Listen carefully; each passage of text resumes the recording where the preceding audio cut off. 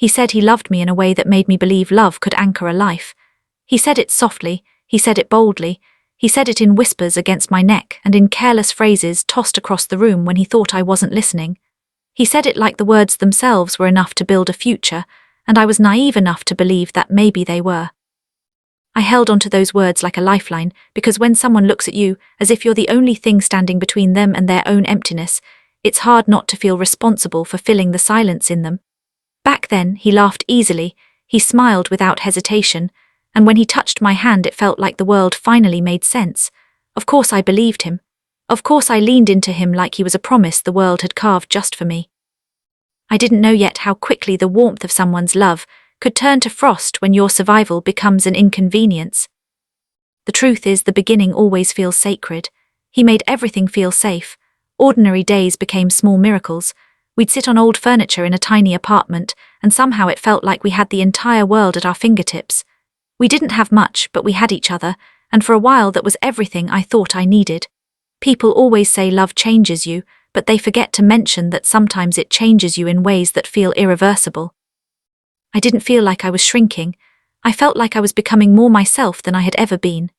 I didn't realize yet how fragile that version of me was, how easily wiped away she could be by one moment, one night, one disaster that ripped the air out of my lungs and left me gasping alone. I remember the last day before everything fell apart. It was a simple day, quiet and unremarkable, but sometimes the ordinary days are the ones that haunt you because you remember how normal everything felt before your life split in two. He kissed my forehead before leaving for the evening, promising he would see me later. I believed him. I always believed him. I didn't know it would be the last time I ever trusted a promise with my whole heart. That night I called him. The first call went unanswered. I told myself he was busy. The second call went to voicemail. I told myself he would call back. The third call didn't even ring. I told myself he was just somewhere with bad service. But somewhere between the fourth and fifth attempt, a knot of unease wound itself in my stomach, and deep down I knew, some part of me knew, he wouldn't be there for me when I needed him most. But I kept calling anyway, because love makes fools of us, and hope is the cruelest addiction there is. When the fear grew heavy enough to choke me, I stopped calling. I sat alone on the floor shaking, telling myself over and over again that he would show up, that he wouldn't let me face this thing alone, that he loved me, that the beginning meant something, that the promises were real. But the door stayed closed, my phone stayed silent, and the worst night of my life unfolded around me like a nightmare I couldn't wake from. I survived that night, barely. Survival is a strange word because it makes people imagine strength and defiance and heroism, but sometimes survival looks like breaking into 1,000 pieces and dragging yourself through the dark with shaking hands. Sometimes survival is quiet and ugly and lonely. Sometimes it's a thing you don't even celebrate, you just endure. When the sun rose, I was a different person. Pain had carved entire continents into me. Fear had rewired the way I breathed. And the person I loved most in the world had vanished when I needed him the most. When he finally showed up, it was 3 days later, 3 days of silence, 3 days of wondering why my calls meant nothing, 3 days of wondering if I mattered at all. He walked in like nothing had happened, like he could just slip back into the life he had abandoned, like the world hadn't ended in his absence. He looked at me with guilt simmering behind his eyes and opened his mouth to speak, but I didn't want to hear his excuses. I didn't want to hear the trembling apologies or the shaky explanations about panic or fear or not knowing what to do. The truth was simple: he didn't show up, and there was no apology in the world big enough to erase what he chose not to do. He told me he froze. He told me he didn't know how to handle seeing me in pain. He told me that he shut down because he felt helpless. The words poured out of him like water through open fingers, fast, ungraspable, meaningless. They were excuses, nothing more. When someone loves you the way they say they do, they don't disappear the moment you need them. They don't vanish when the world crushes your chest. They don't leave you to bleed alone. His excuses tasted bitter, like betrayal dressed up as vulnerability. I stared at him as he spoke, and the more he talked, the more I realized he wasn't apologizing because he was sorry. He was apologizing because he was afraid I was no longer the person who needed him. He loved the version of me who was soft, warm, dependent. He loved the girl who reached for him in the dark. He loved being needed because it made him feel powerful. But now he saw someone else, someone broken, someone scarred, someone forged in the fire he left me in, and he didn't know what to do with her. I told him I needed space. I told him I needed time. The moment the words left my mouth, he changed. The guilt twisted into irritation. His voice tightened, his eyes cooled. He wasn't angry about what happened to me. He was angry that I didn't immediately fold back into him, that I wasn't grateful he finally decided to show up, that I wasn't falling apart in his arms the way he expected. Survival had made me sharper and he hated that. He didn't want the real me, he wanted the one who made him feel needed, and I wasn't her anymore. I walked away before he could say anything else. I could feel his eyes burning into my back as I left, but I didn't stop. My legs felt like they were made of broken glass, but I kept walking because I knew if I stayed another second, he would try to twist the truth into something that made him look like the victim. I couldn't bear the thought of giving him the chance. In the weeks that followed, I rebuilt myself quietly. No big declarations, no dramatic speeches about healing or growth, just small steps day after day, waking up, eating, breathing, learning how to exist in a body that felt foreign after everything that happened. There were nights I cried until my lungs hurt. There were mornings I felt like gravity was trying to crush me, but slowly, painfully, I clawed my way back. He didn't like seeing me heal without him. He reached out constantly, messages dripping with remorse, desperation, promises, but each message sounded more like a demand than an apology. He said he wanted to be there for me now. He said he wanted to prove he could do better. He said he needed me, but the thing he never acknowledged was the truth. I needed him once and he wasn't there. That was all I needed to know. When I didn't respond, he got angry. Not yelling, not screaming, just the kind of anger that festers in silence. He sent me messages laced with bitterness, accusing me of pushing him away, of holding grudges, of refusing to let him make things right. He wanted forgiveness not because he deserved it, but because my lack of forgiveness made him confront a version of himself he didn't want to see. He wanted redemption, but he didn't want accountability. He wanted closure, but only if it made him feel good. I didn't respond to any of it. Instead, I focused on myself, on healing, on rebuilding, on relearning how to breathe without fear clawing at my throat. I started working again. I surrounded myself with people who cared. I found routines that grounded me. I slowly pieced together a life that didn't include him, and with each passing week he became less of a wound and more of a lesson. But lessons don't always sit quietly. People we used to know started reaching out to me. They told me he was talking about me, that he said I abandoned him, that he said he tried everything but I shut him out, that he painted himself as someone who lost the love of his life because he cared too much, because he loved too deeply, because he was too emotional, too vulnerable, too overwhelmed. It was a story that made him look tragic and noble and heartbroken. It was a story that erased me entirely. It turned him into the hero and me into the villain.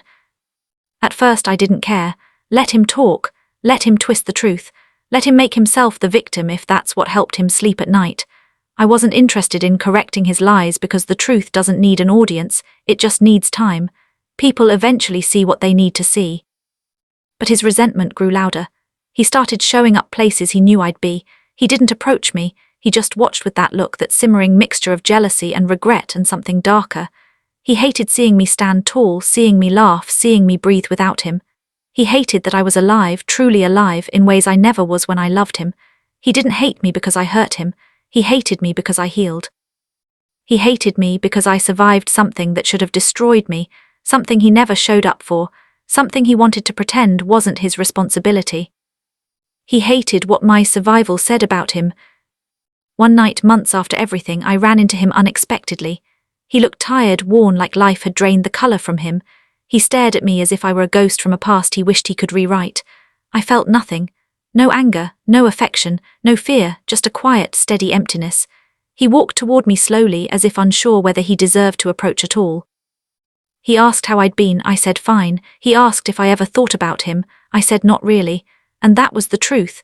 Healing doesn't erase memories, but it changes their weight. He wasn't something heavy anymore. He was just something that happened. He looked at me like I'd stabbed him. He whispered that he missed the old me. I told him the old me was gone. She died the night he didn't answer the phone, and I wasn't mourning her anymore. He opened his mouth to argue, but I shook my head and walked away. That was the real end, not the night he vanished, not the day I told him I needed time. It ended the moment he realized he no longer had power over me. And that is what he will hate for the rest of his life. Months passed, and the life I rebuilt without him began to take shape in ways I hadn't imagined possible. Every morning I woke with a quiet determination that had nothing to do with him and everything to do with the person I was becoming. I found new routines, ones that didn't include waiting for a call, wondering if someone would come back for me.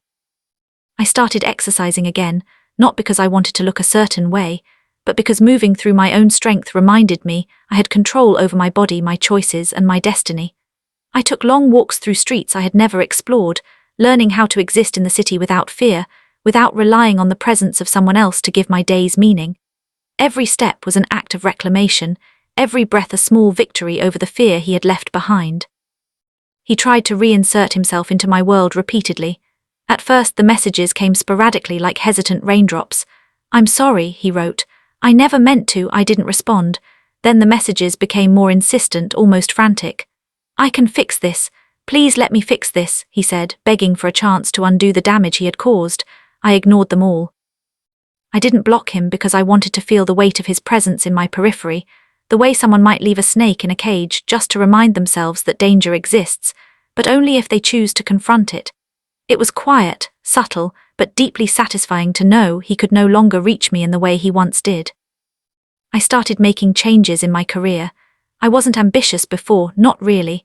I had goals, yes, but they were modest, shaped by the fear of disappointment, and by the presence of someone who had subtly trained me to seek validation in his eyes. Now, with him removed from the equation, I pushed harder, longer, smarter. I enrolled in classes I had dreamed of taking, I networked with people who inspired me rather than drained me, and I refused opportunities that reminded me of him, that carried shadows of the past I no longer wanted to invite. Every achievement, every milestone was a silent statement.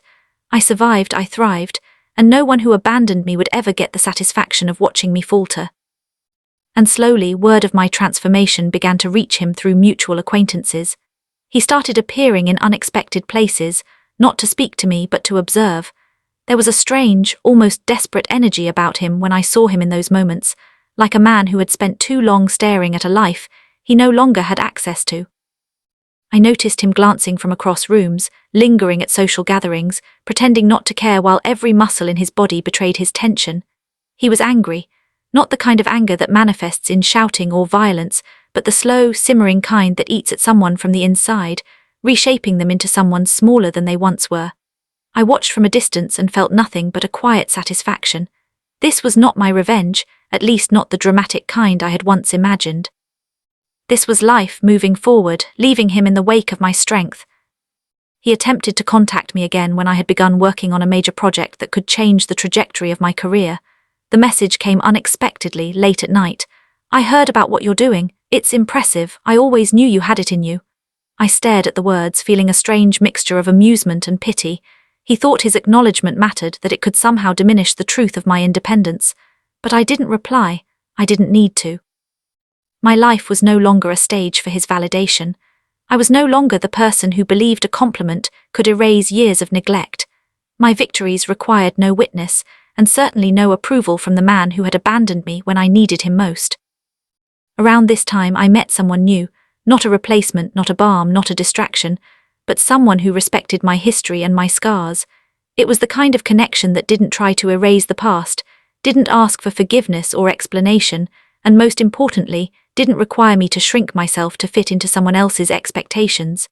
In his presence, I found calm I had never experienced. Laughter came more freely, smiles felt unburdened, and love began to take on a form that was not dependent on fear, absence, or guilt. For the first time in years, I understood that survival is not just about enduring pain, it is also about creating spaces where joy can exist without hesitation. He noticed this too. I could see it in his eyes whenever he came across us in social settings, at events, or through mutual friends. His gaze was sharp, hungry, frustrated. He hated the way I moved through the world, untethered by the past, unafraid of the future, surrounded by people who genuinely cared for me. He hated it because it was a living testament to what he had lost. I didn't rub it in his face. I didn't flaunt my independence. I simply existed, and that was enough to unsettle him. There is a certain power in presence, in living boldly without apology, that cannot be matched by words or arguments. I had become that power. In moments when he tried to confront me directly, which became rarer as time went on, he struggled to reconcile the image of me he once possessed with the woman standing before him. He would start sentences, only to stop mid-thought, words faltering under the weight of his own awareness. He would apologize, then retract it. He would attempt compliments, then undermine them with passive-aggressive remarks. I observed all of this quietly, understanding that his frustration was not with me. It was with the reality he had created for himself. He had loved a version of me that existed only in his imagination, and the real me, the survivor, the thriving woman, had no obligation to conform to his memory of her. His jealousy began to manifest in subtle, almost manipulative ways. Mutual friends would relay conversations in which he attempted to discredit me, suggesting that I had changed too much, that my independence was arrogance, that my success was somehow hollow because I had ignored him. It was petty, transparent, and utterly irrelevant to the life I was building. I found it almost comical. This was a man who had walked away at the precise moment when loyalty and love mattered most, yet he now fancied himself a critic of my choices. The audacity was striking, but more than that, it served as a confirmation. I had survived, and he could no longer control the narrative. My life was no longer a story in which he was the protagonist. One evening, I received an invitation to a high-profile event, one that could elevate my career and social standing significantly. I knew he would be there, drawn to the same spaces I now occupied, as if proximity could somehow grant him access to a life that had been built in his absence. When he appeared, I did not approach, I did not acknowledge him. And I certainly did not allow his presence to disturb the balance I had created. He lingered at the periphery, watching with a mixture of longing and anger, and for the first time, I understood the extent of his resentment. He hated me not because of anything I had done to him, but because I existed independently, vibrantly, and unapologetically in a world from which he had voluntarily removed himself. I began to understand the true nature of revenge. It is not always the dramatic confrontation, the explosive confession, or the public humiliation that delivers satisfaction. Sometimes revenge is quiet. Sometimes it is unintentional.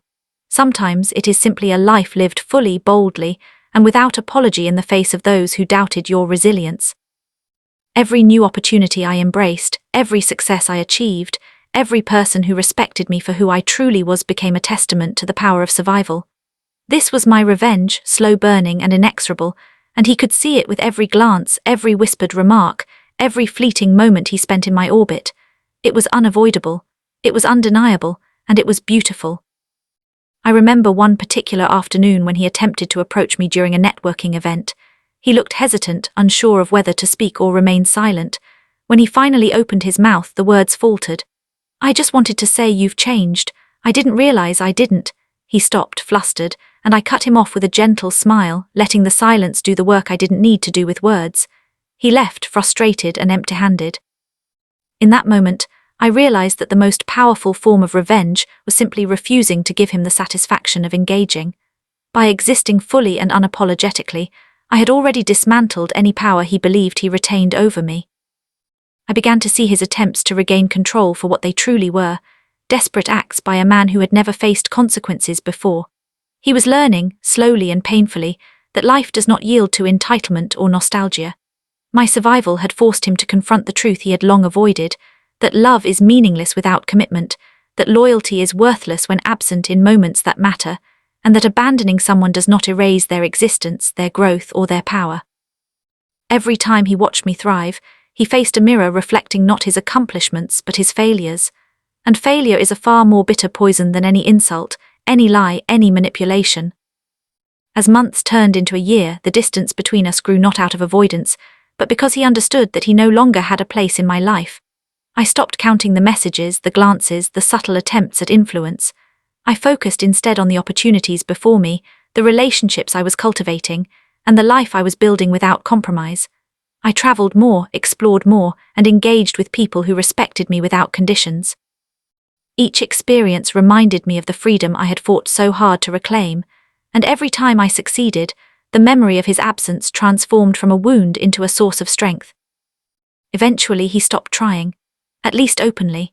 He no longer sent messages, no longer lingered in spaces he thought he could dominate, no longer attempted to twist narratives through friends or acquaintances. His anger became a quiet rumble in the background of my life, a shadow I acknowledged without fear or resentment. By the time he realized he had lost any leverage over me, I had already achieved a level of independence, confidence, and clarity that rendered his opinions irrelevant. The woman he once loved, the woman who had depended on him, no longer existed. In her place was someone forged in fire, tempered by pain, and strengthened by survival. And that is when I understood the final truth. Revenge does not require malice. Revenge does not require planning, plotting, or confrontation. True revenge lies in the simple, unwavering act of living, thriving, and evolving in a world where the person who abandoned you must watch from the sidelines as you surpass every expectation they ever had of you. The quiet, relentless march of your life forward, unencumbered by resentment, is the most piercing form of justice imaginable. By the time the second year passed, I had become someone entirely unrecognizable to the person who once thought he owned my loyalty. I was no longer the woman who waited, who hoped, who bent herself into a shape that would make someone else feel safe. I was the woman who commanded her own space, her own choices, her own life. I no longer sought approval, nor did I tolerate manipulation, subtle or overt. I moved through the world like someone who had touched the edge of despair and returned with something priceless, knowledge that survival is power, and power is nothing to be given lightly. He saw it in subtle ways first. In conversations with mutual friends, the way I laughed, the way I spoke, the confidence I carried. He tried to dismiss it, tried to minimize it in his mind, tried to convince himself that I was the same person who had depended on him. But reality is harder to ignore than memory. Reality has a way of hitting the heart with clarity, and he began to understand, too late, that the person he had abandoned was no longer accessible. I was no longer vulnerable. I was no longer available for the kind of love he had once offered, the kind of love that only exists when one party is needed more than the other. Opportunities continued to unfold. I landed roles that elevated my career, invitations to events that connected me with people I admired, and relationships with those who genuinely valued me. I traveled, I explored, I created, and I thrived. Each accomplishment, each step forward, each triumph became a living statement that the absence of his presence had not diminished me. It had sharpened me, forged me into someone unstoppable. Survival had not only healed me, it had elevated me, and with every upward step, his absence was felt not as a loss, but as an engine that propelled me toward freedom. He attempted one last approach at an event nearly 2 years after the night he had abandoned me. I saw him lingering across the room, hands clenched in that way that betrayed controlled frustration. I felt a flicker of pity, not for him, but for the man who had missed the chance to see the person he loved in her entirety. When he walked toward me, I didn't rise to meet him. I didn't look away. I simply existed, quiet and composed, radiating the strength he had refused to honor when it mattered most. He tried to speak, tried to form words, but I could see the struggle in his eyes. He realized then, in a moment that would haunt him forever, that I no longer needed him, that I no longer awaited him, that I had become someone he could never reclaim, no matter how hard he tried. I could have turned and walked away, left him to his frustration, but instead I allowed him the full weight of understanding. He had loved me once, yes, but he had hated the version of me who refused to crumble, who refused to wait, who refused to give him the satisfaction of control. And that was the ultimate truth. My survival had become a mirror he could not bear to face. He wanted credit for my resilience, wanted recognition for the strength that he had left untested, unearned, untouched. But strength born from abandonment belongs solely to the survivor, and I held it as my most intimate, unassailable possession. From that night forward, he vanished from my immediate awareness. Not because I ignored him, not because I blocked him, not because I sought revenge in petty ways, but because he had no place in the reality I now inhabited. My life had become a rhythm of creation, achievement, connection, and joy, and there was no room left for the echoes of someone who could not honor me when it mattered. The absence of confrontation, the absence of apology, the absence of validation was the final, most perfect revenge. He had imagined that abandoning me would erase me, diminish me, or trap me in a narrative where I remained small. Instead, he witnessed a woman reborn from the ashes, stronger than he could have imagined, untouchable in her resilience and flourishing in ways that he could no longer influence. Life continued to test me in ways unrelated to him, and I met each challenge with the knowledge that I had survived the worst and emerged unbroken. Relationships, careers, personal growth, they all became arenas where I discovered my own power and tested it, measured it, refined it. Each victory, no matter how small, reminded me that survival is more than endurance. It is an act of creation. It is proof that a life lived with awareness, courage, and self-respect can outshine any shadow from the past. Years passed, and I no longer thought about him except when memories arose unbidden, like fragments of a story I had once inhabited. I remembered the nights of fear, the days of loneliness, the moments when his absence carved hollows in me. But I also remembered the nights I survived without him, the mornings I woke determined, the years I built for myself in silence. Those memories were no longer wounds, they were evidence of strength. And strength, I learned, is the truest, quietest revenge imaginable. Eventually, I met someone whose presence never demanded, never manipulated, never withdrew in moments of need. With him, I could breathe. With him, I could love without fear of abandonment. With him, I discovered a new dimension of trust and intimacy that had nothing to do with pain and everything to do with mutual respect and care. This relationship was not a replacement for the past, but a testament to the future I had earned. It was proof that survival does not just rebuild.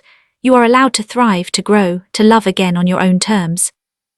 I encountered him one final time unexpectedly years later. He did not approach me. He merely saw me across a crowded room, standing tall, laughing freely, radiant and unburdened. For a moment his eyes widened, and I could sense the internal reckoning, the recognition that he had loved the wrong version of me, that he had abandoned the person he was meant to protect, that his absence had been the crucible in which I became unshakable. He did not come closer. He did not speak. He merely stood and watched, and I let him. There was no need to engage. There was no need to explain. There was no need for him to understand. He had already lost in the way that mattered most, by witnessing a life he could never touch, a woman he could never reclaim, a strength he had refused to acknowledge when it could have been his to protect. The realization settled over me like sunlight warming my skin. Revenge had been simple all along. It required no scheming, no confrontation, no vindictive acts. It required only life lived fully, boldly, unapologetically. My survival had been the canvas upon which I painted the most potent response imaginable. Every accomplishment, every moment of joy, every act of self-determination was a testament to resilience. And he, the man who once abandoned me, was forced to confront the truth of what he had lost, not in words, but in the living proof of my existence. I understood then that some people do not hate you for what you have done. They hate you for what you have become. He had loved me until I needed him. He had hated me because I survived. And I had survived not to spite him, not to punish him, but because survival was my only choice. And in surviving, I had discovered the most profound, liberating truth of all. Life moves forward, and those who abandon you are left to witness your evolution from the sidelines, powerless to touch the beauty, strength, and independence they once neglected. In the years that followed, I continued to build a life untainted by the mistakes of the past. Career milestones, personal growth, meaningful relationships, they all became markers of the life I had created without him. And whenever I remembered him, I did so with neither anger nor longing, but with a quiet acknowledgement that his absence had been the catalyst for everything I had achieved. Survival had not only restored me, it had transformed me. It had given me power, clarity, and the freedom to exist without fear, without compromise, without reliance on someone who had failed me when it mattered most. And so the story ended, not with confrontation, not with vengeance in the traditional sense, not with melodrama, but with life lived fully. He could hate me all he wanted, could resent my strength, could feel bitterness at the freedom he could never reclaim. But it mattered little, because survival had been my revenge. My growth, my joy, my independence, they were untouchable, undeniable, and permanent. The love that abandoned me had taught me how to endure. The absence that once wounded me had sculpted me into something unbreakable. And the man who thought he could control my destiny had unknowingly given me the tools to become unstoppable. I thrived. I loved not recklessly but with the wisdom born from pain. I achieved not to impress anyone but because I could. I lived unapologetically, fully and boldly. And he remained a shadow in the background of a life that no longer required his presence, a life that had survived, endured, and transformed into a force he could never influence or control. He had loved me until I needed him. He had hated me because I survived, and in surviving I had become everything he could never have been, everything he had abandoned, everything he could never touch. My revenge was not in the past, it was in the present, in every breath I drew, in every step I took, in every choice I made for myself. Survival had been my weapon, life had been my triumph, and I had won, quietly, completely, and forever.